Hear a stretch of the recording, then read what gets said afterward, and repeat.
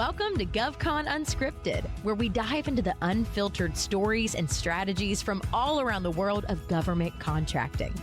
Join host Chelsea Roberts as she explores how to navigate, thrive, and win in this complex but lucrative industry.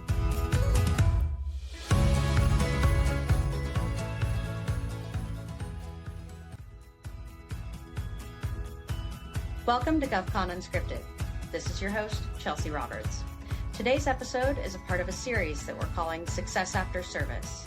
We're featuring brilliant minds with wisdom to share from throughout the federal ecosystem, folks that served in the military and have transitioned out and found some success after their time, either in federal or military service. I hope that you enjoy this episode and the series, and if you haven't yet, don't forget to like, subscribe, and share the podcast with your friends.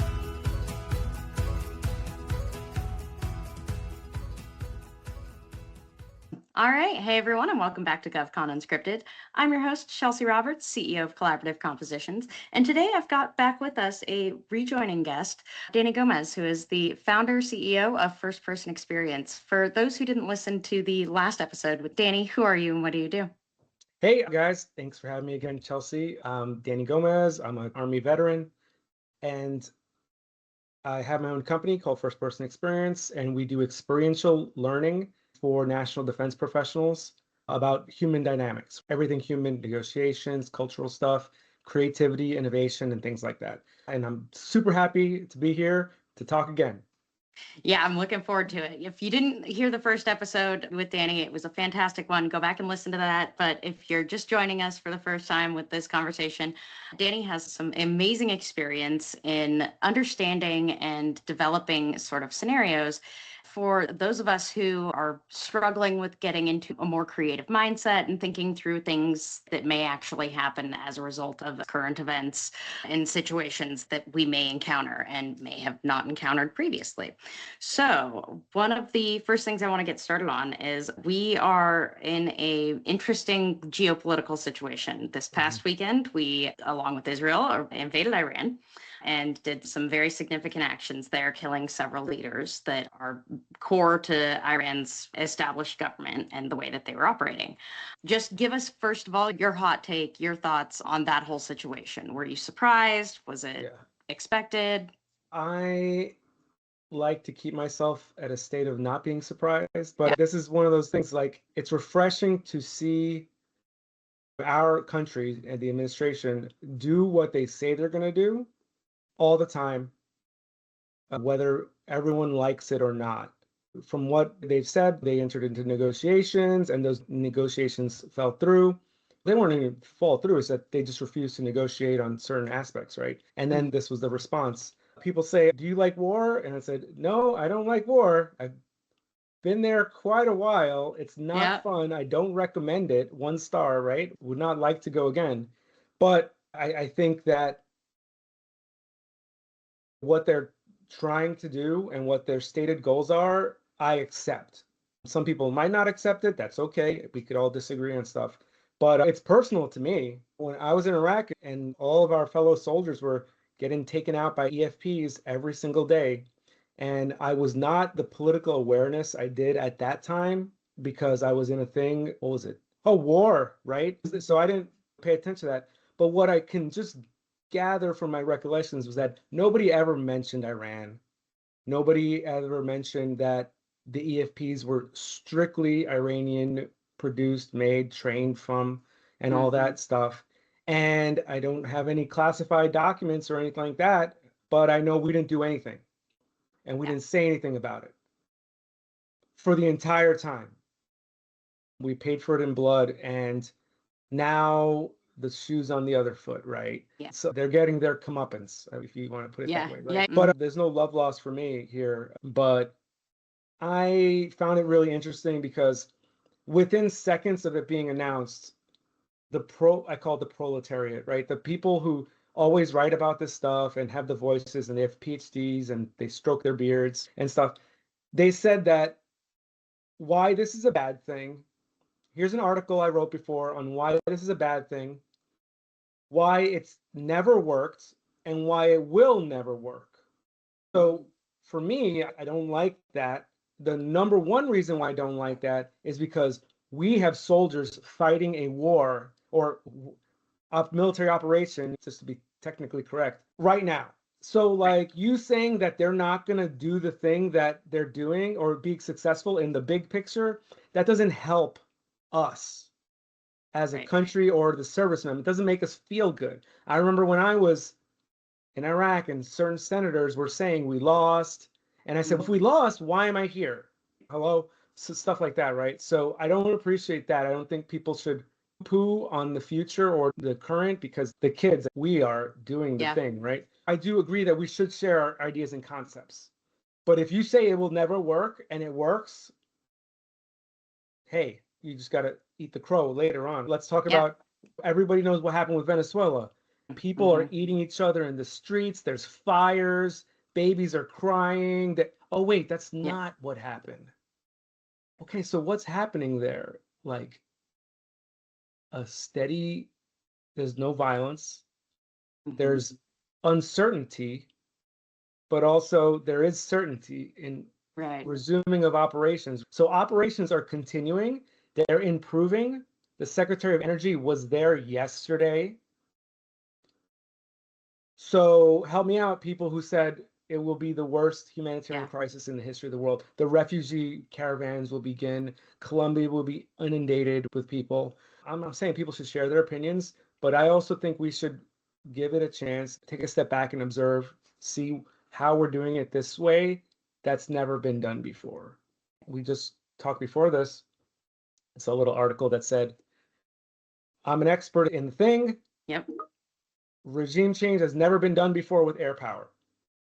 Therefore, it will not work. My counterpoint is maybe it will work. Maybe it will. I'm not saying it will or won't. I'm just saying we should see if things are different here. I'm not a big never say never guy. Yeah, that's what I believe. And right now, it's particularly interesting. And I think there's a lot of discourse circulating around things like there's folks that very much look back at history. They use those lessons, which is absolutely fine. I'm sure that should be done. However, there is technology that exists in this day and age that didn't exist in that time. And there's things that we have now, enabling things that we can leverage. Like just think about AI, think about the drone technology that we have, think about the autonomy and the things that take the operator somewhat out of the loop. And we had none of that in prior fights, wars, and prior situations. To a minor extent, we had some of that in Afghanistan, but for a majority of that fight, there really wasn't that enabling tech, and there certainly wasn't AI as we are seeing it be deployed and accessible today to everybody. And I'm just curious, from your perspective, how do you think that the naysayers are going to perceive the technology changes and the differences that we have? What a can of worms you open, right? Like that's oh, by the way, I'm not the Department of Defense talking. This is my opinion. So here's the thing, right? Afghanistan, we're the most powerful nation military in the world. And we got beaten by a bunch of guys running around in flip-flops with AK-47 strapped to their back. And we lost. Sorry, in insurgency, the first person who quits loses. That's the rules. I don't make it up. If you want further proof, look at who's holding a parade. We didn't hold a parade. Okay, so who's holding the parade? All right. And so did technology win us there? We had good old Palantirs there, not pooping on Palantir. I'm just saying we had it. We didn't win because it takes certain things to win, right? Technology is extremely important, but the will to fight is, I would say, more important, right? And in this case, there's certain technologies being applied. It still comes down to humans, right? Because if the humans gave up, it wouldn't have happened. Venezuela, right? Like Venezuela, we all saw what happened. One person supposedly refused to negotiate and he was scooped up. And then supposedly the message was shared with everyone else. And they were like, oh, no, we're good here. Everything's good here. We're friends now. So suppose I don't have proof of that. That's just what's being reported by the Venezuelan commentators that my wife listens to all day. So it's still a human condition, whether we're using discombobulators or whatever, right? We got a thing, it's a discombobulator. And so I think technology matters in the fight, but it still comes down to the human, right? If they don't want to give up, you will still fight. In Iraq, Sure. technology sometimes hindered us. And we asked ourselves, why? Yeah. In the lab that we're working on, one of the examples I talk about is the creation of the Rhino Mount, right? For those of you who don't know, in Iraq, our vehicles started being targeted by EFPs, explosively formed penetrators, with a superheated cone of copper that incinerates everything in front of it, going a million miles an hour, right? Iranians trained for the Mahdi militia and all those other guys to use these things, and they also were there doing it themselves. So they put these sensors on the front that would detect the heat, and then when the Humvee would drive by, it would detonate and kill everyone. So the soldiers came up with a concept to put a spark plug in an ammo can on a mount in front of the vehicle so that the detonator would explode in front of the vehicle and not into the vehicle. And they called it the Rhino because it looks like a rhino horn, right? And so that worked for almost 6 weeks, which is 6 weeks of soldiers not getting incinerated, dismembered, and killed. Right. Yeah. And then they made the contract for it.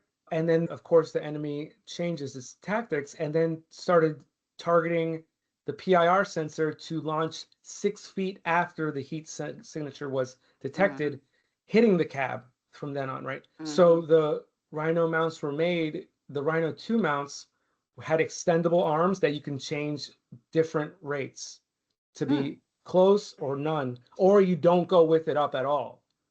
And that's called rolling the dice, right? Yeah. Every time you go outside the wire, you roll the dice, but now you have something to maybe give you a chance.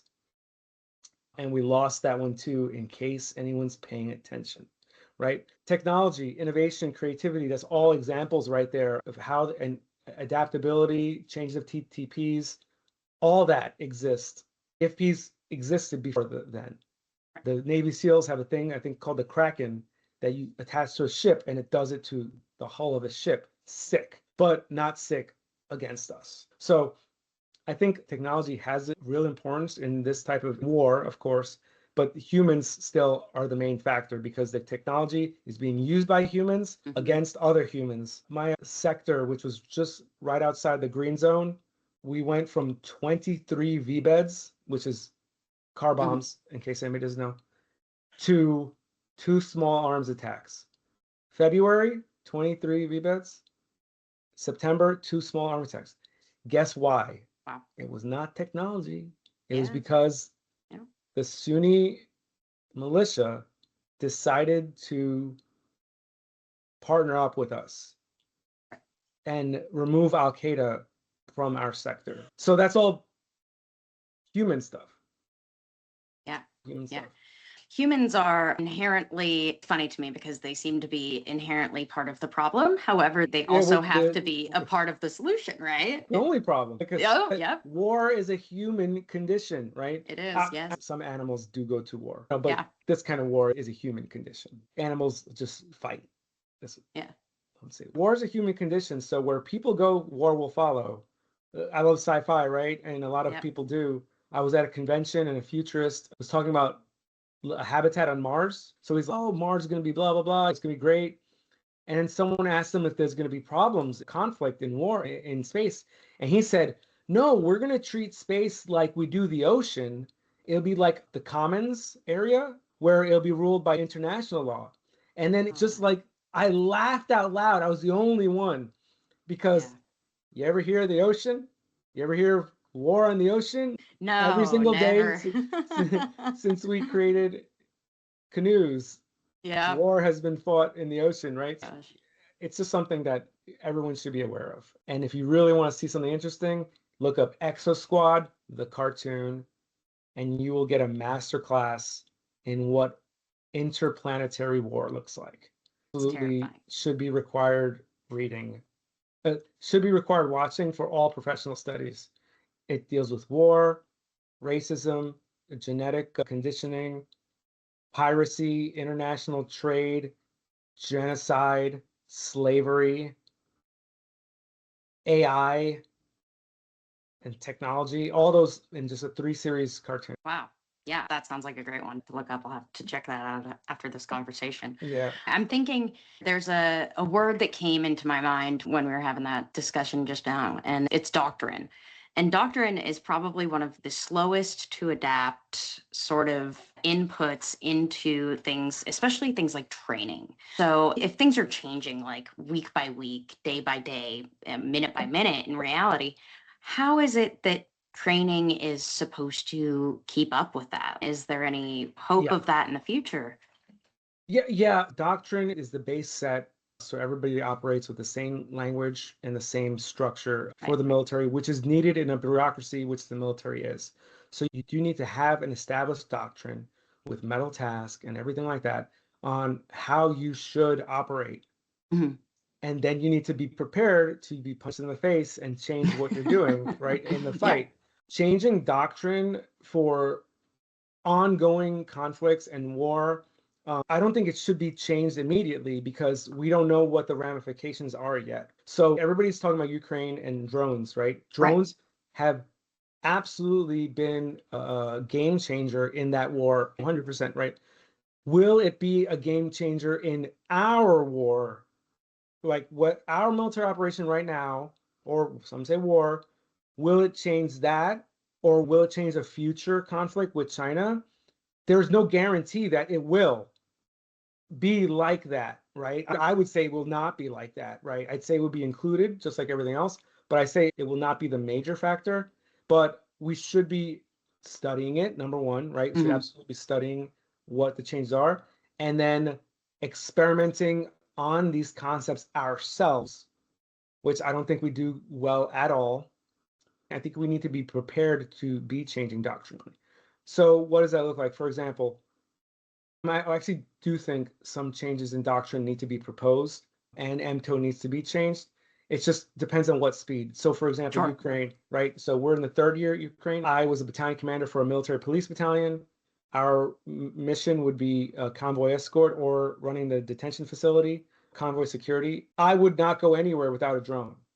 If you deployed me tomorrow, I told my guys, if we deploy tomorrow, we're going to have a drone ahead of our convoy. And I don't care how Sure. we get it. And I'll probably get in trouble, but that's okay. Sure. But that's how I see the fight happening. I don't see how you can have a detention facility with no counter UAS. But we had no doctrine to give us what that would look like in both those mission sets. But I did include them in my training. So when they were running the detention facility, they got hit by suicide drones. And then we pretended the solution away because we don't Yeah. have drone busters or whatever, right? Sure. But guess what? It really changed how they did things. We used it to enhance our training. We didn't have the doctrine for it, it wasn't established yet. But like I said, we need to just keep our finger on the pulse of what's happening and include that. I think all convoys should have some type of anti drone measures in the future. Where and how and everything like that, it remains to be seen, but we should be preparing for that. Should we create an FPV, first person view drone battalion yet? Maybe. Should we create a drone branch? I absolutely do not think we need a drone branch, a robotics branch, but I do think it should be included in the different services. But so yeah, it's complicated. It's a lot of moving parts, but you have to be prepared to change. I saw a video of an expert drone flyer like catching up to a train, flying next to the dude, and then another drone pilot, he enters a bowling alley. It was an ad for the bowling alley, whatever, but the drone flew through the entire bowling alley behind the pins, the machinery, and everything like that. And I'm like, that changes warfare, right? Is anyone else seeing this? But every time something's created, I think the military should say, "Hey, can I turn that into a weapon?" I Yep. thought we had people doing that. I don't know if we do, Yeah. but I hope we do, right? I Oh hope. man, I hope we do too. Yeah, on That's one of those. everything. Yeah, yeah. There have been so many developments that have taken place that you look at some of these things and some people automatically think, oh, that looks like a great weapon. Other people are just like, oh, that's neat. Let's go play with that in the consumer world. The generative AI, there's a website, everyone should check it out. It's called psyop anime. And what they do is they take video from X and then turn it into anime. It's the greatest thing I've ever seen. So some examples are the raid on Venezuela. That's how they got famous, was they did the raid on Venezuela. Absolutely amazing. Another one is they did the Iranians being murdered in the streets, so they animated that. And then now they just animated the strikes on Iran just flawlessly. They do some other topical stuff, whether it's stuff going on in the UK or whatnot. But what they're doing is they are adding drama and a unique Japanese art style to current conflict. They're changing the words a little or whatever, and it produces emotion and awe and interest. Do we have people that are supposed to be doing that? Oh, yeah. Yeah. So what if I changed it? I wanted people to believe the opposite. Oh, yeah, you can use animation to do that. Oh, wow. Did anybody think of this? And I don't want to get my friend in trouble, but they're not. I talked to one of my friends. He's in a place somewhere, and I said, "Are you guys tracking this? Do you see how they're doing the thing that we should be doing?" Yeah. And he was, "Yeah, we are not tracking that because it is not in the region which we focus on." And I'm like, "But what? But it's the internet, right? Look, just look at it." Yeah. Another one. If anybody heard the story of Amelia, have you heard Amelia? I haven't.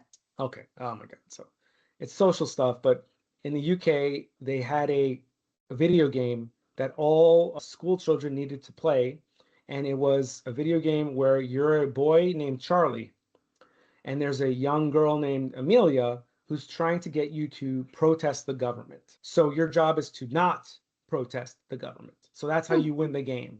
Interesting. Right? Yeah. However, everyone agreed with Amelia's sentiment.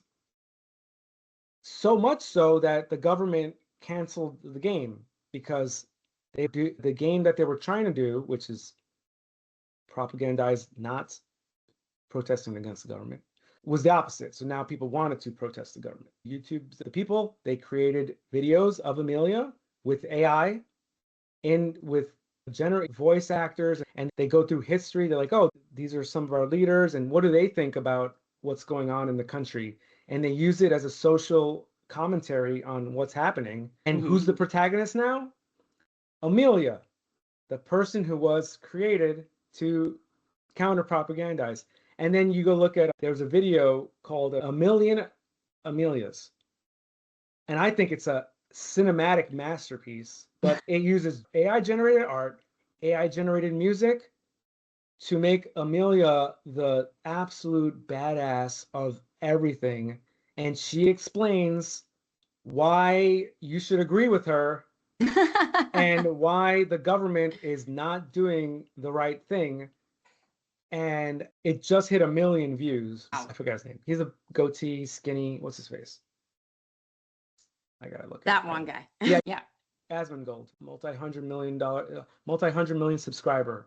He covered it, and it just jumped from 800 to 1 million in one day. Look at the effect. What did we just talk about? We talked about government propaganda, video games, AI art, animation, anime, music, AI generated art, counterculture, government rights, human rights, sharing information, right? If you shared the video of Amelia in the UK, you can get arrested, and people have been arrested for that. Wow. So I think that's a big deal to talk about, whether some people want to talk about it or not. And what can we learn from it? Is the UK our enemy?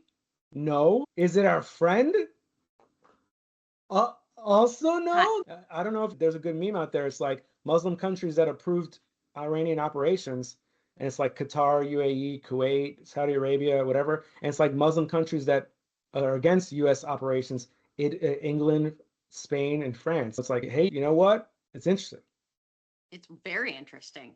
And all of these like geopolitical situations that we find ourselves in, those are all things that should be taken into consideration when you're thinking variables to determine how you're going to act next.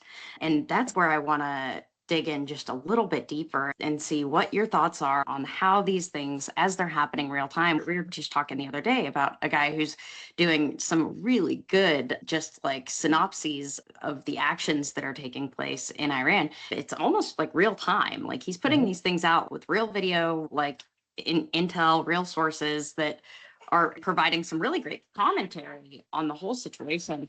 And I'm curious, how would that look in the lab? How would that look in the world that you're developing and creating? And how would the real world actions and reactions have an impact on what you're developing now?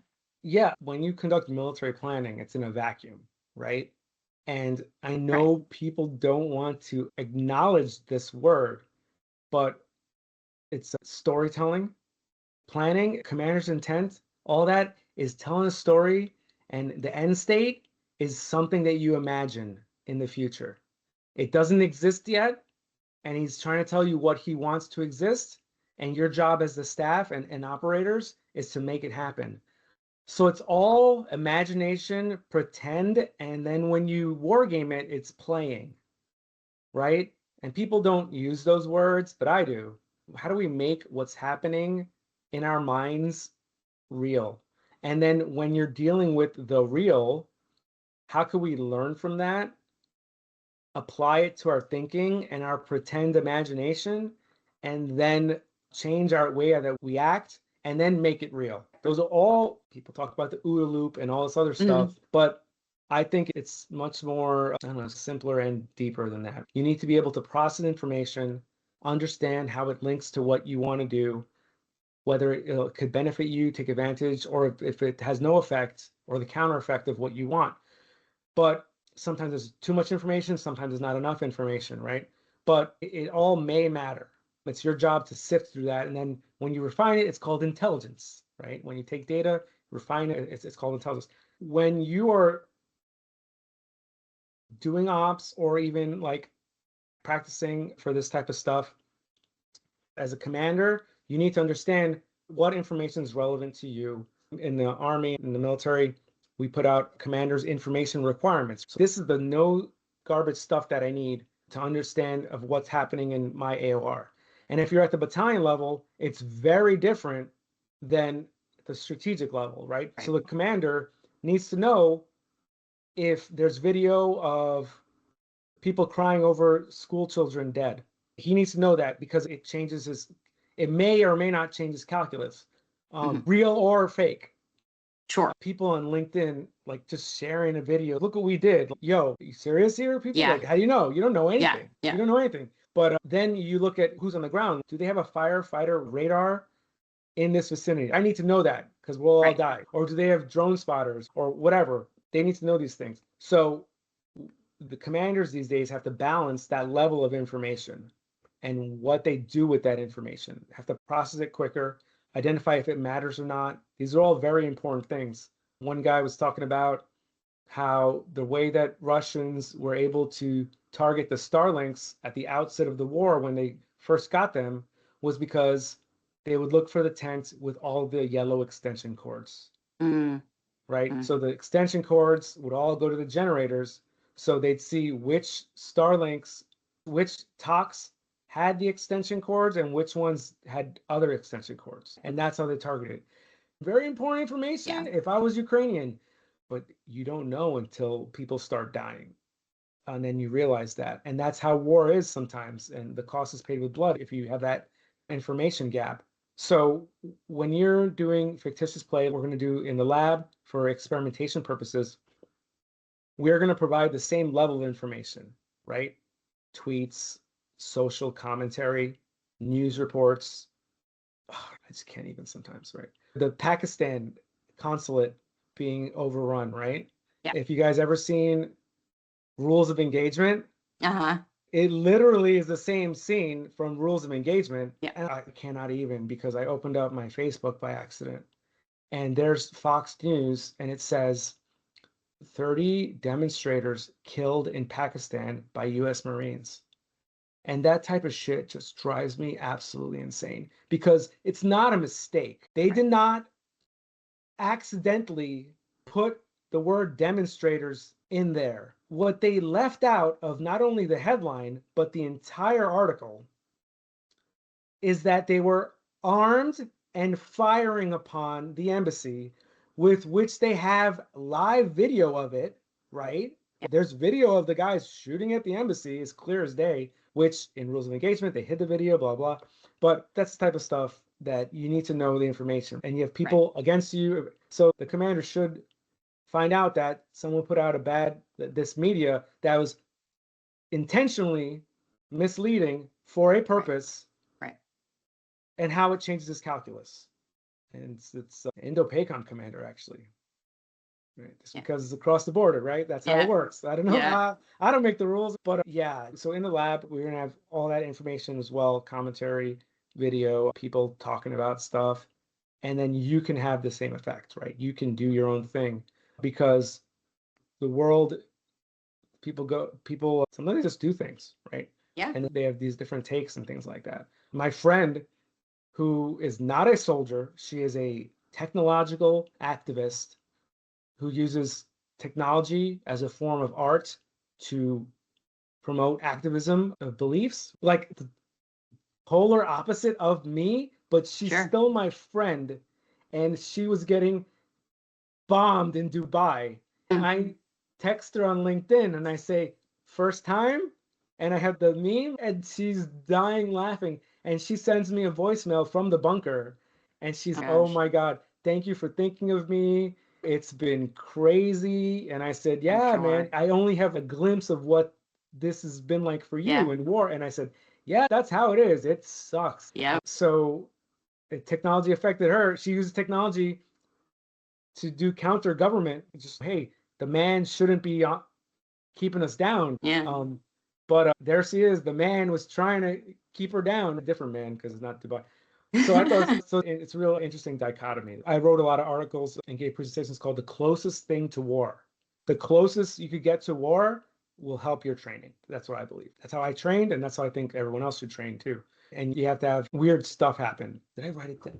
I don't have it here. I went to training, and the guy said, why do you have all these crazy scenarios in these training exercises? And the instructor said, the stuff we have in these exercises could never come close to what actually happens. Right. Because you get wazoo stuff in there, but it won't be close, because this isn't, the real world is much more real. Yeah. That's very true. And you can think through the craziest things and you will still have something in reality that is crazier than what you have thought up and constructed in your head. So I think that's a very interesting situation and just kind of environment to live in. I am so stoked to see how this manifests in the lab and how this is brought into your world, and as it's being created, how all of these real world scenarios impact that development and what that looks like. I can't wait. We're working on it, but if it were on, we would have been talking about Iran. Certain countries would have been pro the strikes. Certain countries would have been against the strikes. Some would remain neutral, and that would have a great emphasis on that. In the psyop anime, they have one on the strikes, absolute flawless. But in the thing, it's Japanese, right? Because that's it says Trump's talking, and I gave them a chance. And then said, but what? And then someone says, what about the other countries? And it says, Russia will talk, China will watch, but they will do nothing. No one will bleed for Iran. And I'm just like, is anybody else seeing this? Just like the drone stuff. I was like, hoping that somebody sees, like, just come on, people, we can be better than this. So look at this guy. Look at that line, cuts so deep. Whether we're from the southernmost part of Georgia or Texas, our year groups, we grew up with hardcore gangster rap in some cases, and we know what lines hit hard, right? In Taylor Swift song, the girls like in the mall and stuff like that, there's some lines that hit hard for them. And why aren't we hitting hard with our lines, right? Oh, by the way, the White House put out a video yesterday with 1 million points of IP. I don't know if you guys seen that one. Not yet. Master Chief, Johnny Depp, Minority Report, Maverick. Oh man. The Gladiator. Yeah. Terminator. Avengers. Everything. They just put it all in the same video, intertwined with actual missile strikes. And it's an interesting way to view it. A lot of people are gonna have an aneurysm. That's what they're gonna have. We gotta use what we're given. I'm not gonna lie. The Babylon Bee is a great one, but it was like, it said that conservatives are very concerned with Iran and with our strikes on Iran. And oh man, did you see that? That submarine just hit that ship with a torpedo. Oh man, look how it's sinking. That's so awesome. Yep. Oh my Like, gosh. that's what I say. Some people don't dig it. Yeah. No, I think our folks in the audience are at least entertained, and the conversation is worth every minute of it. So I think that your perspective is just, it's on point. You've got so many hot takes that are not really that hot when you think about it. Yeah, I'm not for war porn. I think within reason, like I watched all the Ukraine stuff, and is it cool in some instances? Yes. Is it traumatic and horrifying as Yes, well? absolutely. There's a guy evacuating a Russian soldier on the Mhm. battlefield, and the drone just flies around him, deciding which one to choose. And he does it. And I'm like, there's nothing more horrifying than that, right? And there's another one where the drone hits the truck and doesn't explode, and everybody jumps out of it, and they're like, oh man. Then there's the one that I shared the most was Ukrainian MLRS team who was doing a shoot and scoot where they shoot and then scoot because you only have a certain amount of time.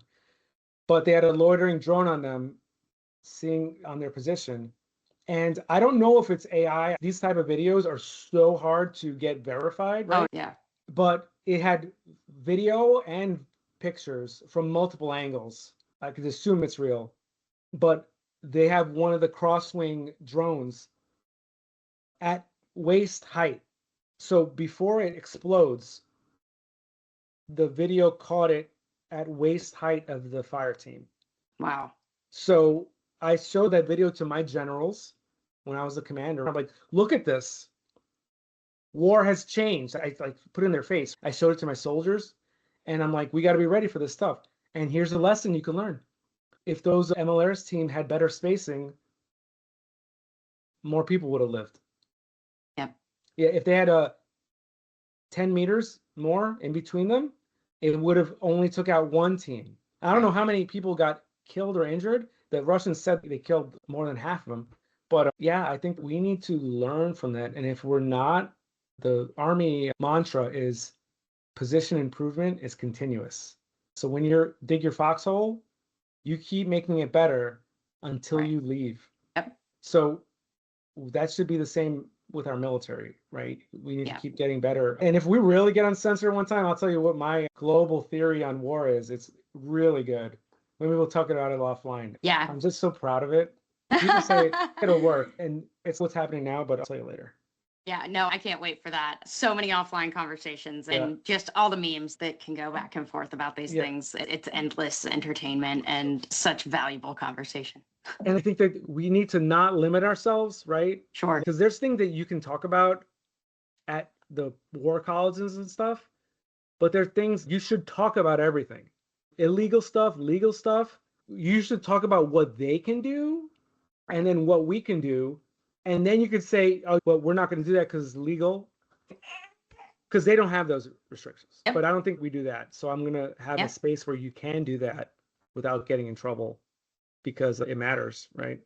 It really does. Not everybody plays by our rules. And that's one of those tough lessons that I think people learn oftentimes too late, but not in the future, not when you've got things like the lab and a whole world to go and run experiments and test and train and figure out the outcomes of variety of actions and all of the different variables that contribute.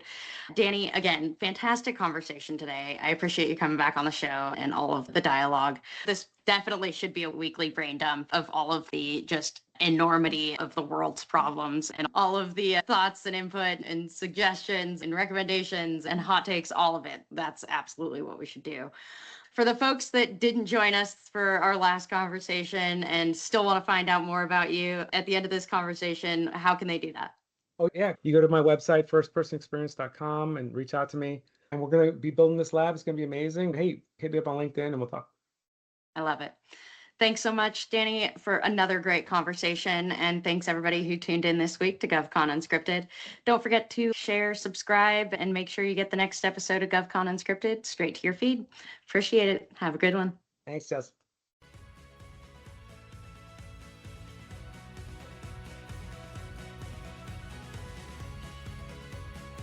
Thanks for listening to this episode of GovCon Unscripted with your host, Chelsea Roberts. Do you have a GovCon story or need guidance in government contracting? Connect with Chelsea on LinkedIn to be a guest on the show or to enhance your business strategy. Don't forget, your network is your net worth. If you liked what you heard, don't forget to subscribe, leave a review, and share this episode with your growing GovCon community.